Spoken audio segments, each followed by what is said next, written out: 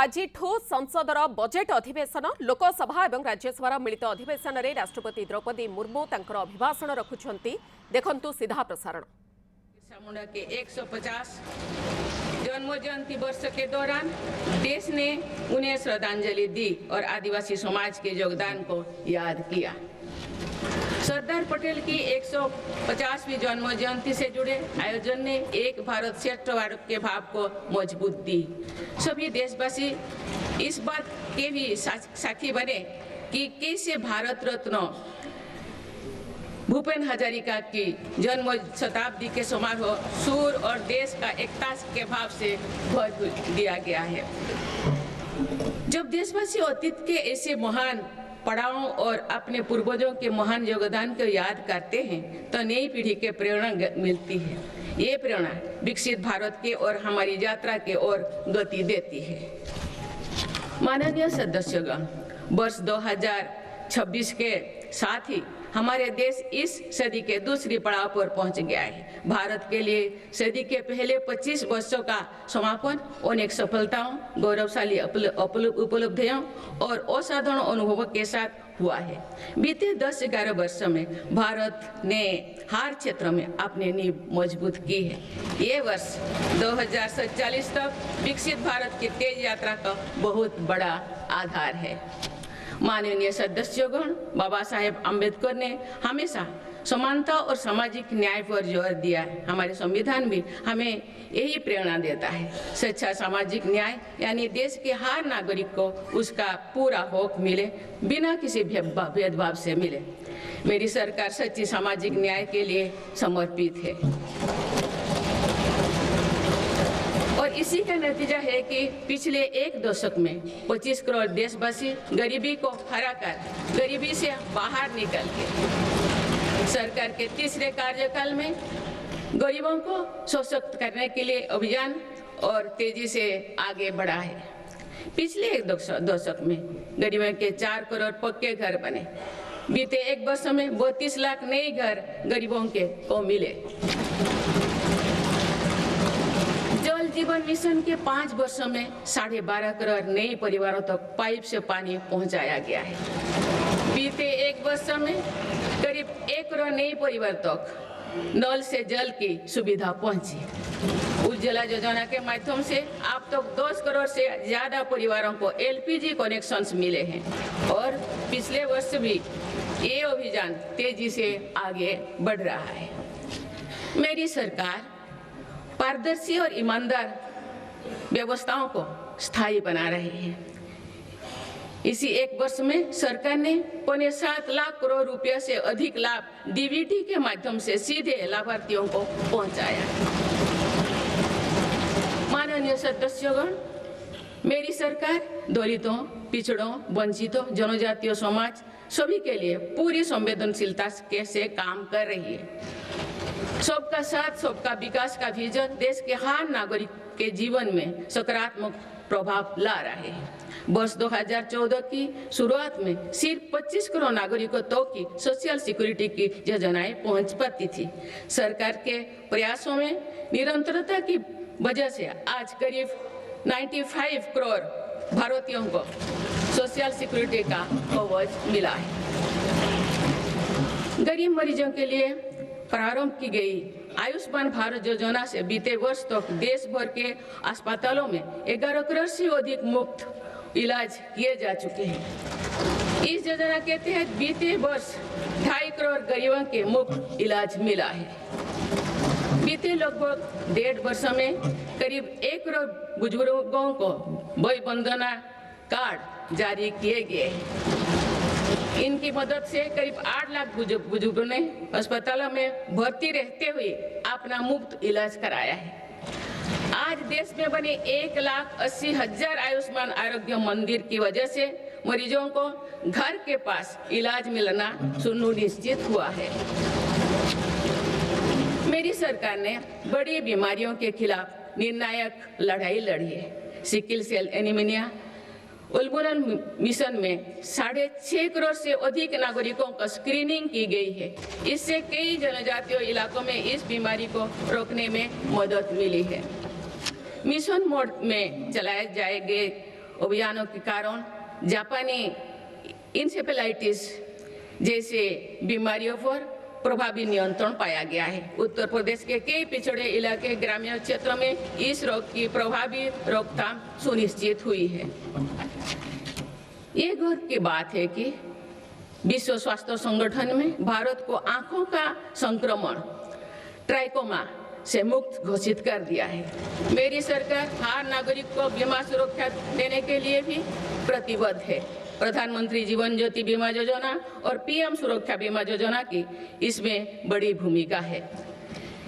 इन योजनाओं से करोड़ों जरूरतमंद नागरिकों को बीमा कवरेज मिला है। इनके तहत 24,000 करोड़ रुपया से अधिक का क्लेम भी दिया गया है।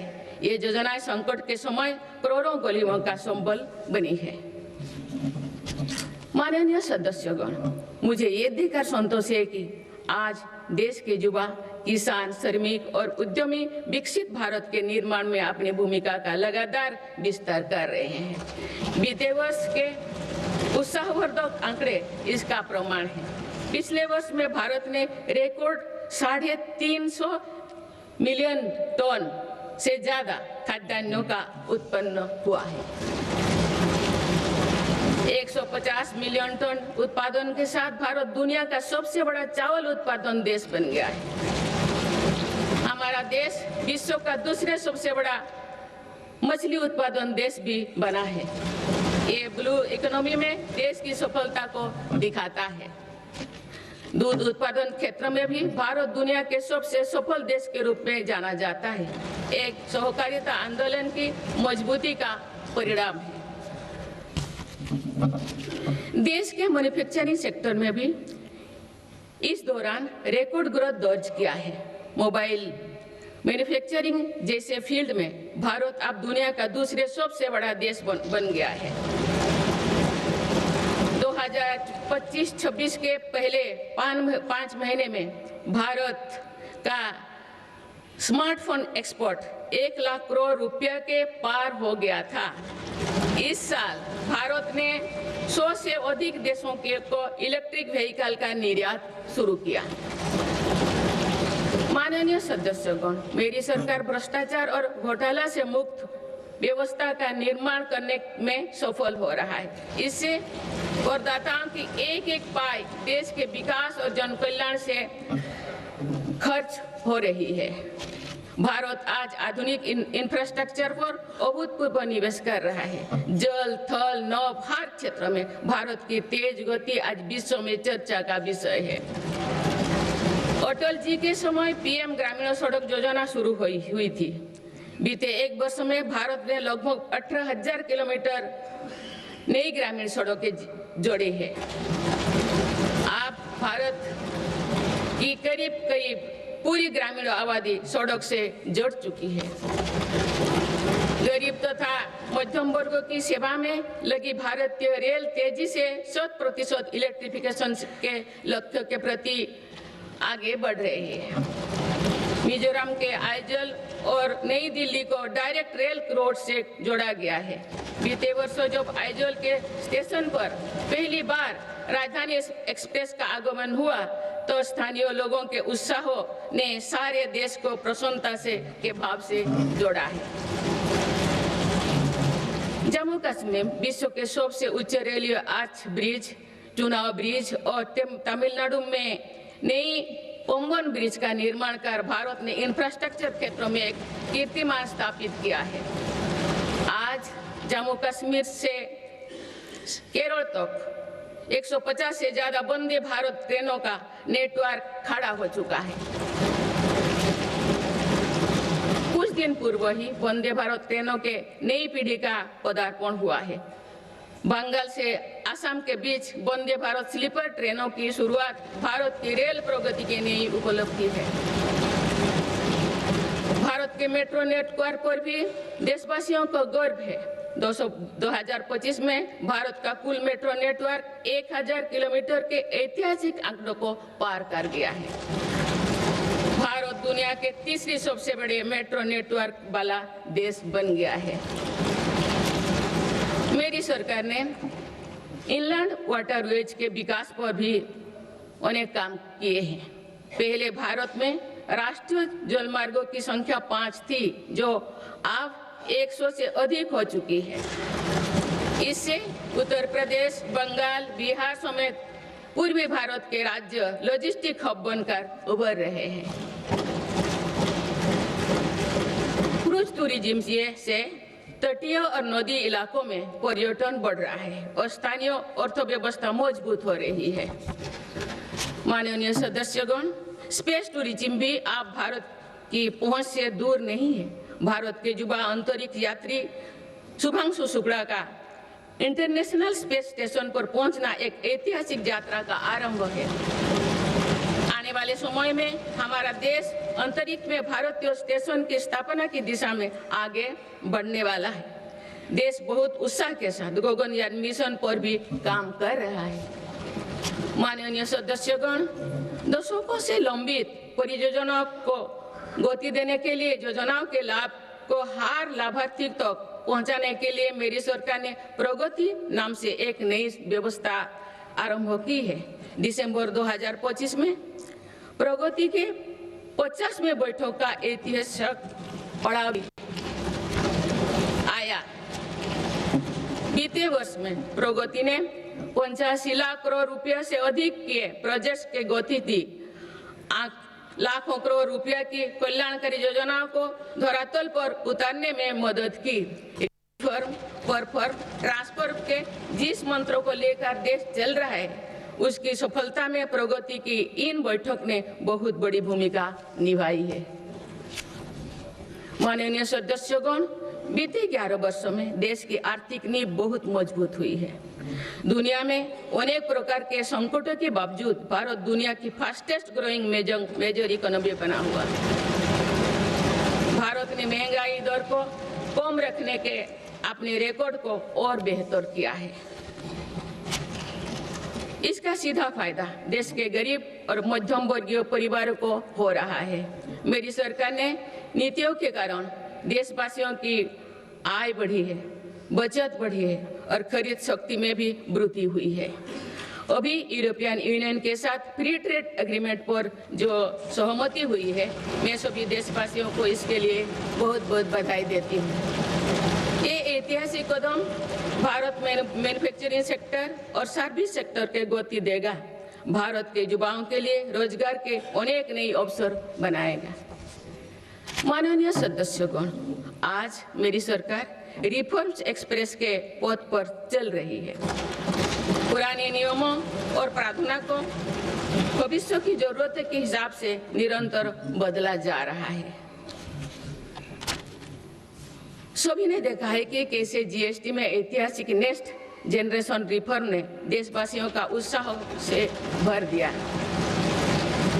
इस रिफॉर्म के कारण देशवासियों को 1 लाख करोड़ रुपए की बचत सुनिश्चित हुई।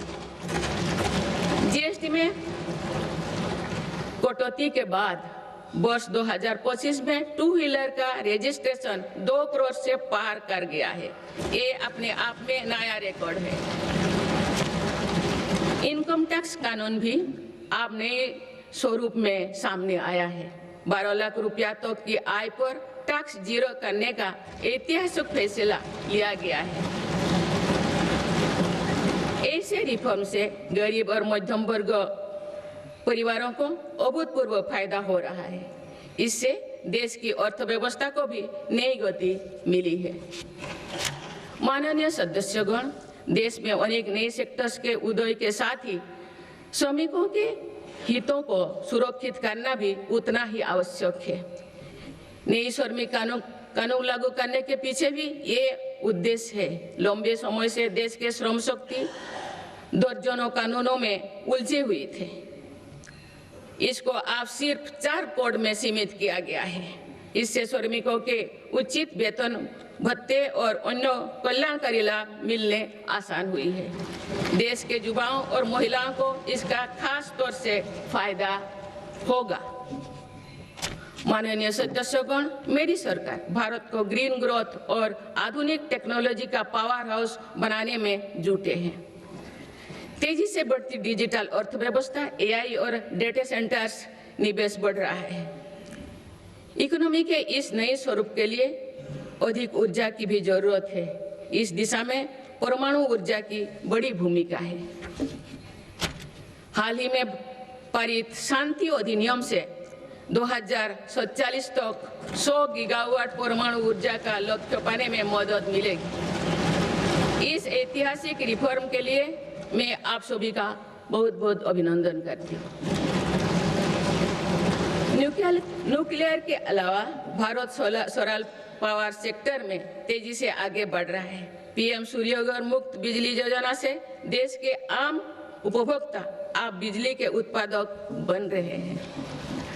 आप तक लगभग 20 लाख रूफटॉप सोलर सिस्टम लगाए जा चुके हैं। इससे लाखों परिवारों के घर में बिजली का उत्पादन बढ़ा है और इन परिवारों के बिजली बिल कम हुई है। इन सभी प्रयासों से भारत एक दशक के अंत तक 500 गीगावाट की रिन्यूएबल एनर्जी कैपेसिटी को लक्ष्य पर जरूर हासिल करेगा।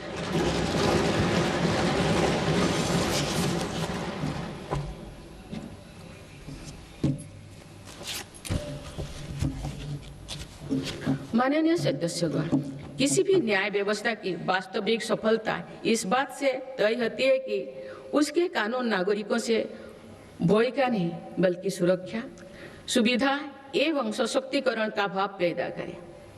इस बात को ध्यान में रखते हुए भारतीय न्याय संहिता को तेजी से लागू किया गया है। साथ ही जन विश्वास कानून का एक और संस्करण भी देश में लाया गया है। अभी तक 300 से अधिक प्रावधानों को अपराधी की श्रेणी से बाहर किया जा चुका है। विकसित भारत के संकल्प की सिद्धि के लिए मेरी सरकार इस रिफॉर्म एक्सप्रेस की गति को निरंतर तेज करती है। माननीय सदस्यगण, आजादी के बाद भारत की प्रगति को कुछ शहरों और क्षेत्रों से ज्यादा गति मिली।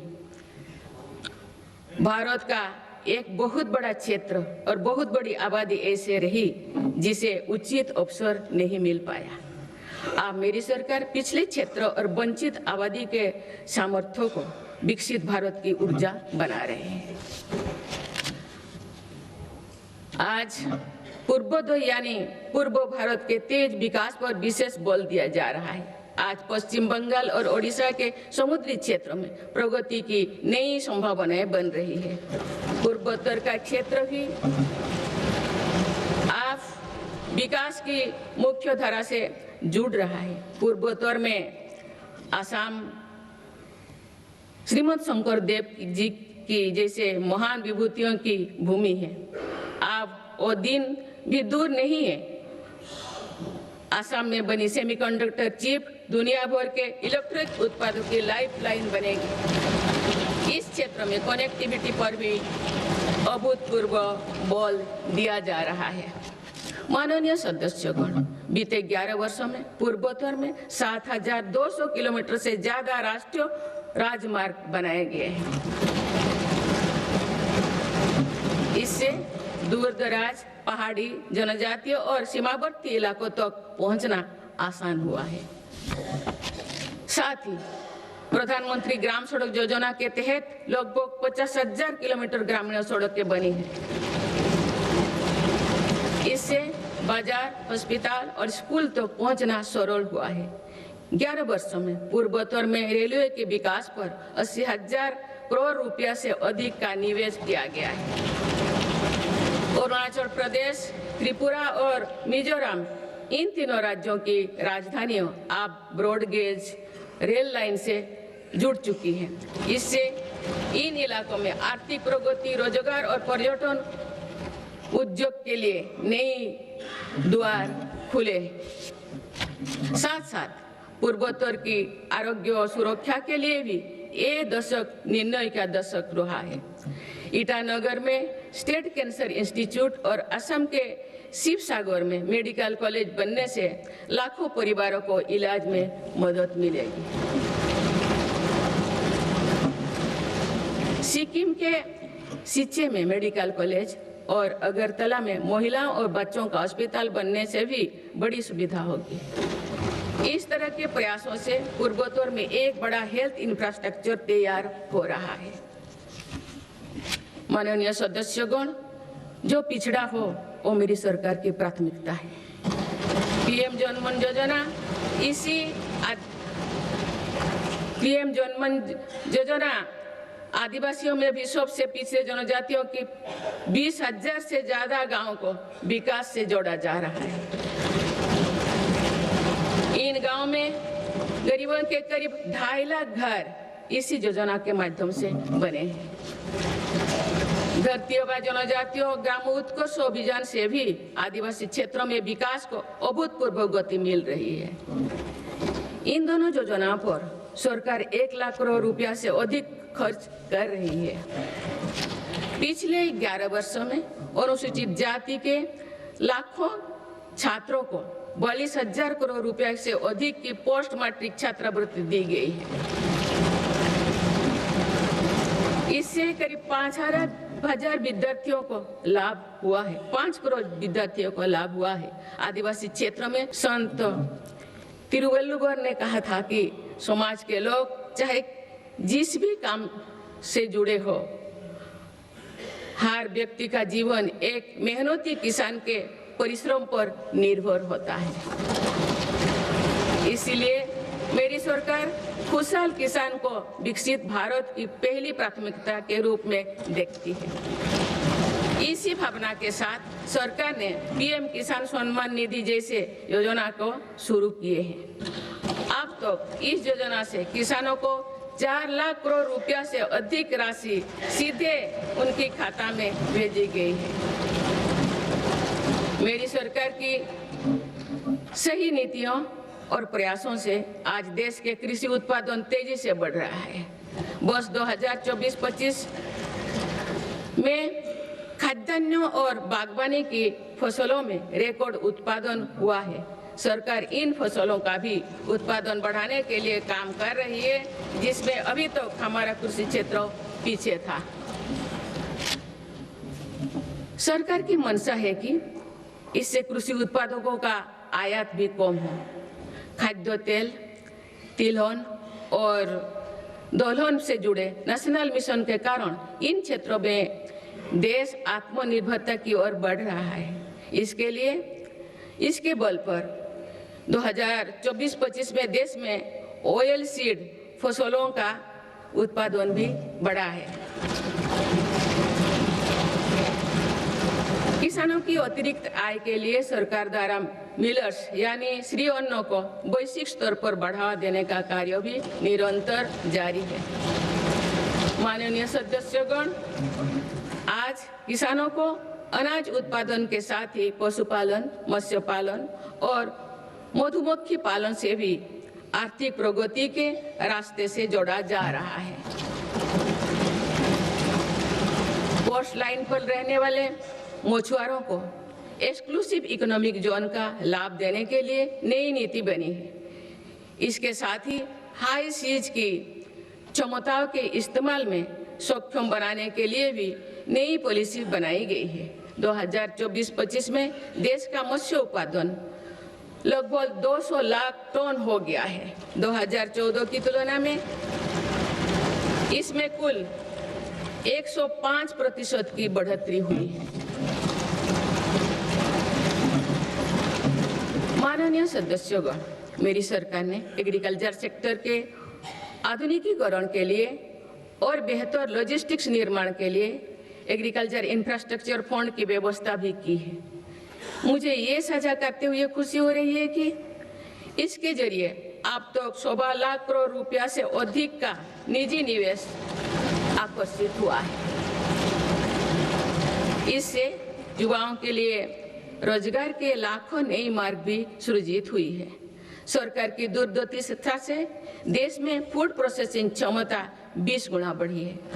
इससे किसानों को उनकी फसल का बेहतर मूल्य मिल रहा है। माननीय सदस्यगण, ग्रामीण क्षेत्र में रोजगार और विकास के लिए विकसित भारत जी राम जी कानून बनाया गया है।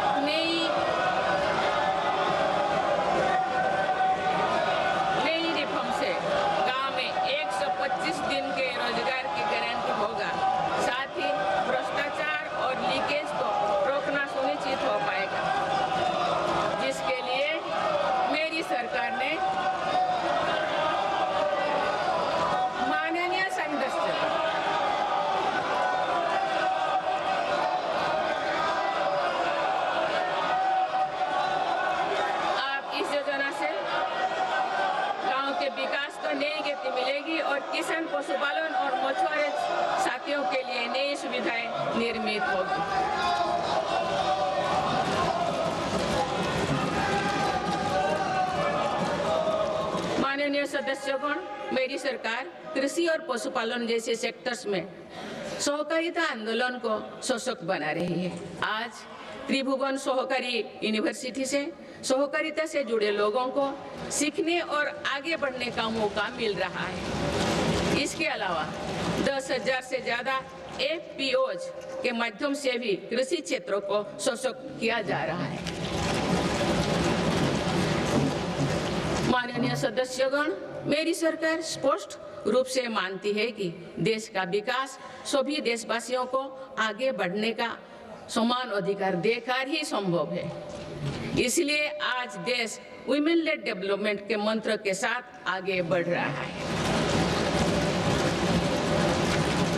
मेरी सरकार ने महिलाओं के लिए समर्पित विशेष योजनाएं बनाए हैं और साथ ही अन्य योजनाओं के केंद्र में भी महिलाओं को रखा है।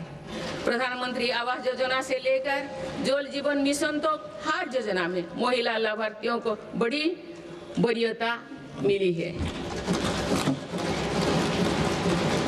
देश के विकास में महिलाओं की भागीदारी बढ़ाने के लिए मेरी सरकार ने 10 करोड़ महिलाओं को स्वयं सहायता समूहों से जोड़ा है। आज देश में लखपति दीदियों की संख्या 2 करोड़ से ज्यादा हो चुका है। बीते एक वर्ष में ही 60 लाख से ज्यादा महिलाएं लखपति दीदी बनी हैं। मेरी सरकार कुल 3 करोड़ महिलाओं को लखपति दीदी बनाने के लक्ष्यों को जल्द प्राप्त करने वाले हैं। माननीय सदस्यगण, नमो ड्रोन दीदी योजना भी देश के सुदूर अंचलों तक महिला सशक्तिकरण का एक पर्याय बनकर उभरी है। ये प्रशिक्षित ड्रोन दीदी अब आधुनिक तकनीक से जरिए एग्रीकल्चर सेक्टर को ट्रांसफॉर्म कर रहे हैं। मेरी सरकार महिलाओं की आर्थिक उन्नति के साथ साथ अनेक पोषण, स्वास्थ्य और शिक्षा जैसी सभी विषयों पर ध्यान दे रही है। सितंबर के महीने में चलाए गए स्वस्थ नारी सशक्त परिवार अभियान के तहत लगभग 7 करोड़ महिलाओं की स्वास्थ्य जांच हुई है। इस अभियान ने महिलाओं को त्वरित इलाज शुरू करने में मदद की है। माननीय सदस्यगण, मेरी सरकार की प्रगतिशील सोच और नीतियों के परिणाम स्वरूप देश के हर महत्वाकांक्षी क्षेत्र में महिलाएं तेजी से आगे बढ़ी है।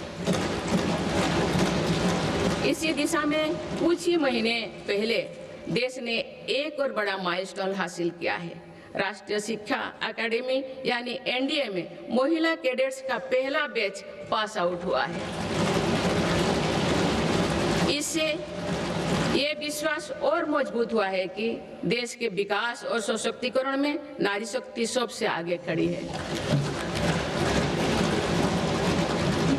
माननीय सदस्यगण, श्री गुरु तेग बहादुर जी ने हमें सिखाया है, भय काहू को देत नय नय भय मानत आन, यानी हम ना किसी को डराएं और ना किसी से डर कर जिए।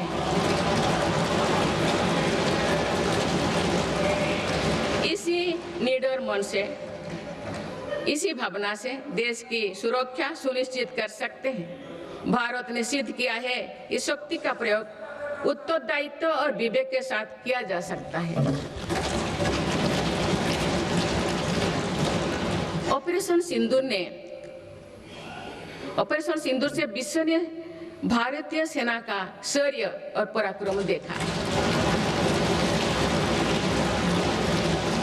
हमारे देश ने अपने संसाधनों के बल पर आतंकियों के अड्डे को ध्वस्त कर दिया है।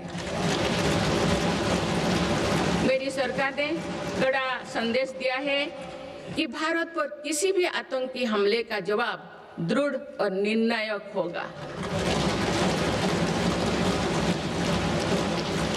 सिद्धू जल समझौते को स्थगित किया जाना भी आतंकवाद के विरुद्ध हमारी लड़ाई का हिस्सा है।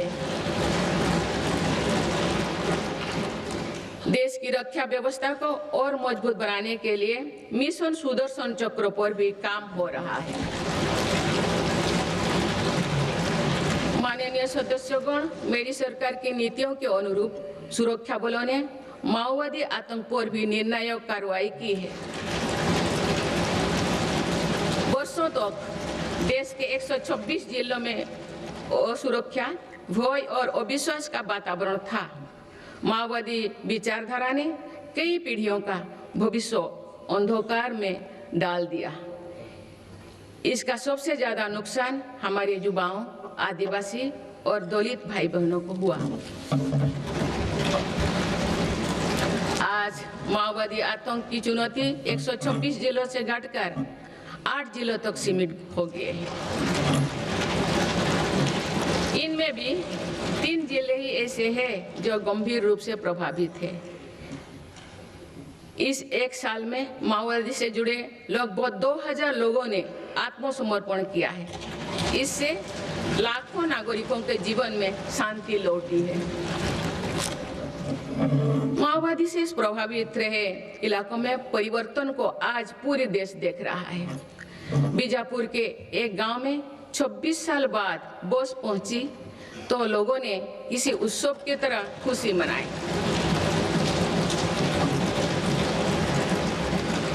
बस्तर ओलंपिक में युवा बढ़ चढ़कर हिस्सा ले रहे हैं। हथियार छोड़ चुकी व्यक्ति आज जगदलपुर में पंडुम कैफे में लोगों की सेवा कर रहे हैं। माननीय सदस्यगण, मेरी सरकार ये सुनिश्चित कर रही है कि जो लोग हथियार छोड़कर मुख्यधारा से जुड़े हैं उनका जीवन पटरी पर लौटे। वो दिन दूर नहीं जो देश से आतंक पूरी तरह से समाप्त हो जाए। माननीय सदस्यगण, गुरुदेव रविंद्रनाथ टैगोर ने कहा था कि आजादी तब तक अधूरी है जब तक आत्मनिर्भरता का जीवन ना जिया जाए। मेरी सरकार भारत को आत्मनिर्भर बनाने की दिशा में निरंतर और ठोस प्रयास कर रहे हैं। आज मेक इन इंडिया के विजन के साथ बने उत्पाद दुनिया के अलग अलग बाजारों तक पहुंच रही है। स्वदेशी को लेकर भी देशवासियों में बहुत उत्साह है। माननीय सदस्यगण, पीएलआई योजना से अभी तक लगभग 2 लाख करोड़ रुपया का निवेश आकर्षित हुआ है। साथ ही 17 लाख करोड़ रुपए से अधिक का उत्पादन हुआ है। भारत का इलेक्ट्रॉनिक सेक्टर अभूतपूर्व गति से विकास कर रहा है। बीते 11 वर्षों में इलेक्ट्रॉनिक्स प्रोडक्शन में 6 गुना वृद्धि हुई है। आज ये 11 लाख करोड़ रुपया का हो चुका है। वर्ष 2025 में भारत का डिफेंस प्रोडक्शन 1.5 लाख करोड़ रुपया से पार हो चुका है और डिफेंस एक्सपोर्ट भी रिकॉर्ड 23,000 करोड़ रुपया से ऊपर चल गया है। ऑपरेशन सिंदूर के बाद made in India defence platform पर भरोसा मजबूत हुआ है। माननीय सदस्यगण, निवेश और निर्यात के मामले में भारत की वैश्विक हिस्सेदारी निरंतर बढ़ रही है। बीते 11 वर्षों में भारत में लगभग $750 बिलियन का FDI आया है। मेरी सरकार भारत में नई सेक्टर्स को प्रोत्साहित दी रही है। आधुनिक मैन्युफैक्चरिंग और भविष्य की टेक्नोलॉजी के लिए माइक्रोचिप में आत्मनिर्भरता बहुत आवश्यक है। वर्ष 2025 में 4 और सेमीकंडक्टर मैन्युफैक्चरिंग यूनिट को मंजूरी दी गई है। भारत में 10 ऐसे फैक्ट्रियां आने वाले समय में अपना काम शुरू करने वाली है। भारत अब नानो चिप निर्माण के लिए भी बड़े कदम उठा रहे हैं। माननीय सदस्यगण, चिप के अलावा एक और बहुत बड़ा क्षेत्र है जिसको लेकर मेरी सरकार ने मिशन मोड पर काम शुरू किया है।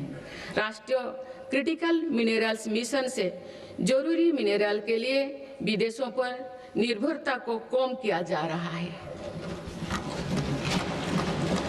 माननीय सदस्यगण, अतीत में भारत समुद्री व्यापार की एक महाशक्ति हुआ करता था, लेकिन गुलामी के बाद दशकों की उपेक्षा के कारण आज भारत का 95% व्यापार विदेशी जहाजों पर होता है।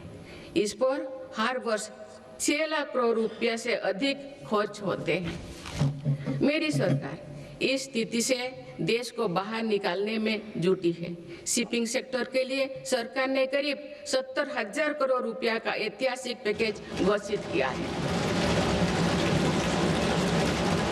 बड़े जहाजों को इंफ्रास्ट्रक्चर का स्टेटस दिया गया है। इतना ही नहीं, शिपिंग से जुड़ी पुराने कानूनों को भी वर्तमान जरूरतों के हिसाब से बदला गया है।